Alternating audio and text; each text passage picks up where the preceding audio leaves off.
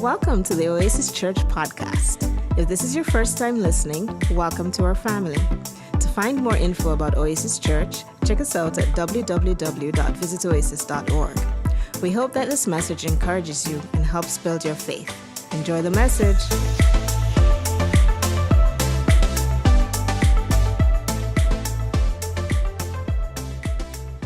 Well, thank you for joining the podcast again, whether you are watching on YouTube, whether you're checking us out on iTunes or our Visit Oasis app.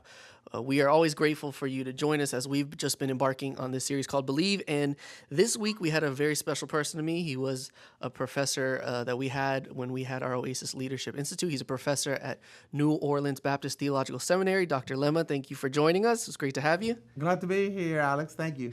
And he led us through the last things. So week 6, we talked about last things, Christ's return, heaven and hell, and you brought a very cool word, eschatology. Eschatology is from a Greek word eschaton, which means the study of the last things. Eschatology. Eschatology. I just added a word to my vocabulary. I thought that this week that you taught was cool because a lot of people are kind of scared of the book of Revelation, scared of that idea. They're nervous, they're confused by it, and they don't even want to really maybe address it sometimes. And you talked about that idea of like spoilers in movies and stuff, but how in reality, although we're scared, we do kind of want to know what's going to happen at the end, that we do want to know what's going to happen when we die. Well, it's one of those issues that creates some controversy in our own heads, in our own lives, because we're afraid of the answer. We're afraid of the unknown. We're afraid of not having a good base of information, of going astray and getting something that we don't really bargain for. And so we want to know, but at the same time, we don't want to search because we may not like what we find. And so that creates that kind of situation for people. Yeah, and so I think you did a great job of answering that question in a 5-step kind of thing. It was pretty cool. The first one you talked about is that death is not the end of the story, and you showed that Jesus was an example of that he provided ample evidence of that, how we should have hope in funerals. Actually, take some time to just address that. I've been at countless funerals as a keyboard player. I've played at a ton of funerals. Actually, I played at my wife's grandmother's funeral before I even knew my wife. And all the time, every single time I go, it's depressing, it's sad, everyone's crying and hurting. But you brought a different kind of perspective to death and to funerals. Could you just share that with the people? Well, listening? and I think that was the key to the teaching that we had today. And it's not only what we believe about death or life after death or what we believe about heaven or hell, but what's important is the fact that our hope is real. Jesus gave us hope so that when we face the fact of death or when we go to a funeral, that we can rejoice in knowing that, like he told his disciples, hey, relax, I got this. And the problem for us is that we really don't believe. We really don't believe. Yeah, that is true. And so you said something like that when it came across, when you spoke about urgency. We really don't believe. And that hit me hard because you said, hey, if Jesus came and said you have 3 hours or something like that, how would we act? And I was immediately convicted. You said you think you'd make a stop at McDonald's or Burger King, but it is true. We do have that belief, quote unquote, that he's coming, but we don't live with the sense of urgency that I think we should. And that was a challenge that I really received well from you. It was a powerful thing. Now, this is like I said, this is a very interesting topic. A lot of people had questions. When you went to the backstage after speaking, even some of our team had some questions. And so I figured, hey, we have a professor in the house. You might as well take advantage and maybe talk about some of the questions that people had. One of your points was that heaven is a real place.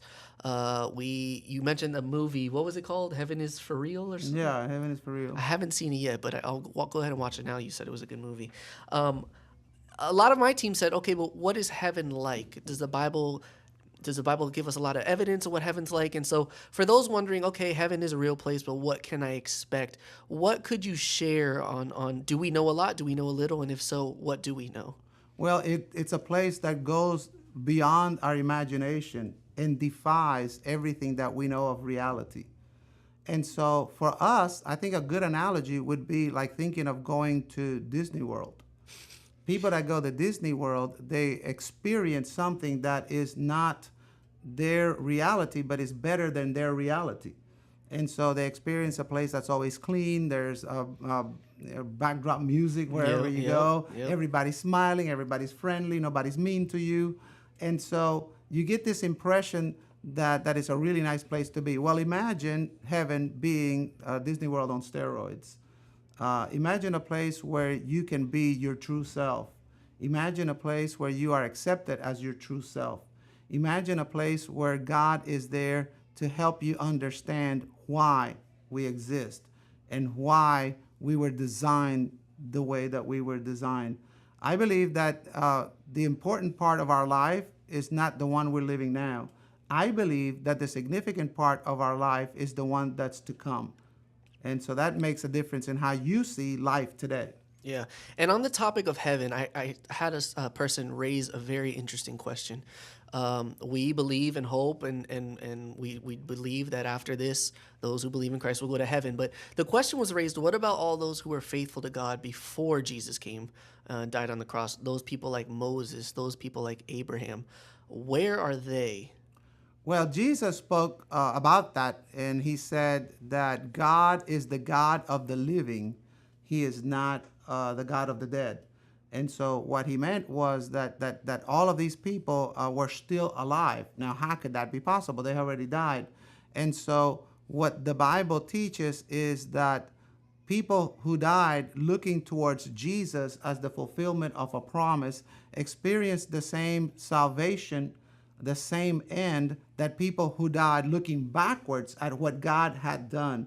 So these people were thinking of what God was doing, and then we're thinking of what God has already done. And so the writer of Hebrews in chapter 11, he talks precisely at this. They said that they lived their lives and they died waiting for something to happen. And they did not live in vain. Their promise is fulfilled. So I believe that at some point, we're going to all meet together, all the believers at one point in time. And many theologians have addressed this topic. In particular, one of the greatest theologians of the last century, Karl Barth, he talked about what he called the Omega point, the point where around the resurrection of Christ, everything finds meaning. And so all the people that die, they all die and step into that point all at the same time. Now, I know that this is metaphysical and there's a lot of philosophy that goes with that. But the reality is that the basic promises of Jesus are real. And so we don't know exactly the details, but we know pretty much the general tenor of what's going to happen. And that just goes to show how huge God is, that there are just ideas and concepts that even the greatest minds will not be able to wrap their minds around on this side of heaven, at least. And so you talked about heaven. Heaven is a real place. And so ultimately, that kind of leads us to the idea that hell is a real place. You spoke about that as well. And the question was raised again, if hell is a real place, what would we expect of it? What could it look like? And so could you share a little bit on Yeah, that it's a as well? zombie apocalypse. Now, it's funny that in our culture, we make so much fun of what happens after death. And so now these zombie pictures and werewolves and vampires and you name it, we have it. And people enjoy that. And I think it's because it belittles the reality that there is a real place called hell. And not only is it a real place, but it's a horrible place to be. Now, C.S. Lewis wrote a whole treatise on hell. And when he talked about it, he called it The Great Divorce. Mm-hmm. And it's the idea of being completely out of the mind of God. Can you imagine that we who have been loved by God, who have been called by God, who are going to be living with God, all of a sudden cut off completely from God? And so the worst thing that hell could be is a place where God is not there. And it's going to be a very small place because in this universe, everything is for God, built by God and worshiping God. And so this would be a very small place to be, but it would be a horrible place to live with people that share the fact that there's no God there. What was the name of that book you said again?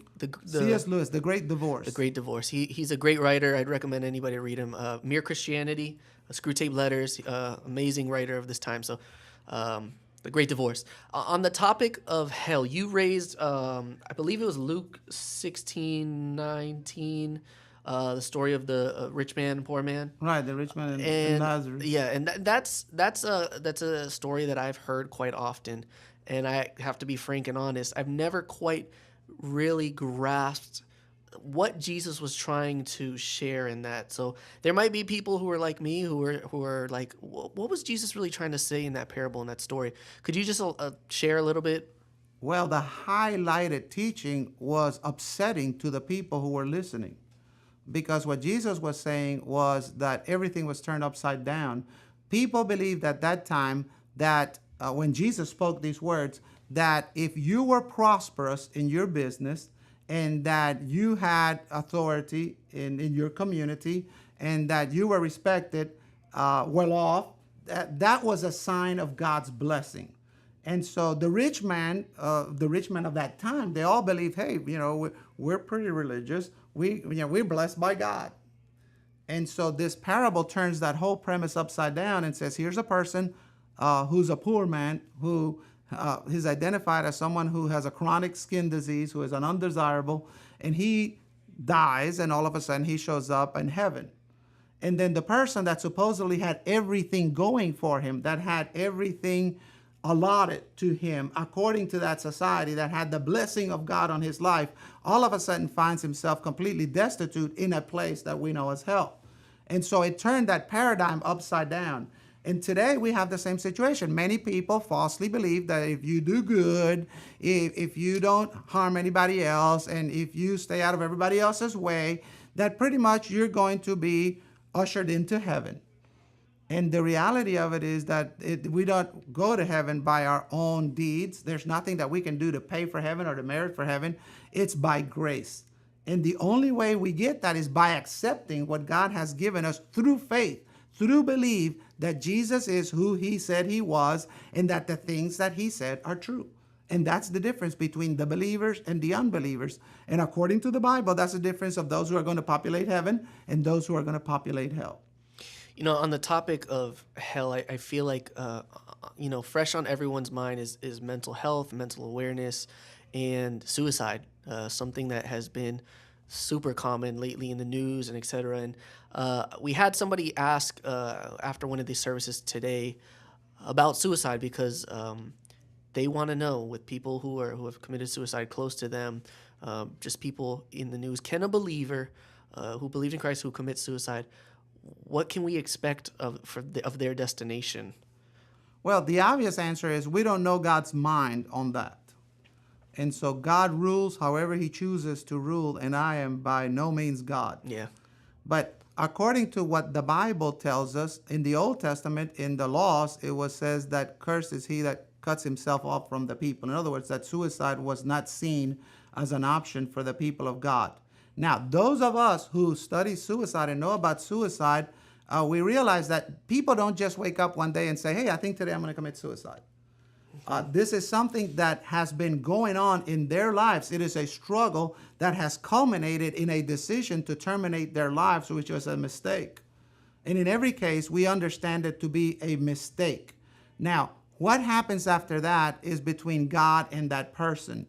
Because we also understand that a lot of the people who come to the point of suicide is because of a condition that brought them to that point. A severe depression that was not treated, a severe symptom of some type of abnormality. Like, for instance, many of the soldiers that come back with post-traumatic stress, many of them end up committing suicide.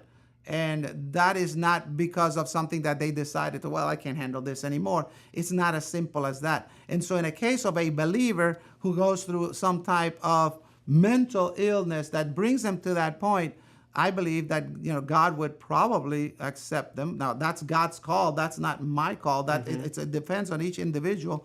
But at the same time, we're not the judges. Now, I can't tell you what's going to happen to someone who commits suicide, but I can tell you what's going to happen to David Lema. I know that I put my faith in Jesus. And so regardless of what happens in my life, I believe that God will guide me through to the point where I can honor him in life and in death. And so I believe that that's part of the blessing of being part of the family of God. Yeah, and after hearing such a message, heaven is real, hell is a real place, but we have hope that death is not the end of the story, and those who believe in Christ, that he will return again, and that we can be resurrected in him. So, Dr. Lema, it's always a pleasure speaking to you. You're always full of knowledge. It's always great conversation when you're around. We're thankful that you joined us. So thank you so much for joining us. Well, thank you, Alex. It's been fun. So thank you so much for joining us. Those of you who have been listening and watching, we hope to see you next week. Take care. Bye-bye. Thanks for listening to the Oasis Church podcast. If you liked our show and want to hear more, subscribe to our stream and leave us a review on iTunes. Stay up to date with what's happening at Oasis Church on our website at www.visitoasis.org. And be sure to join us next week.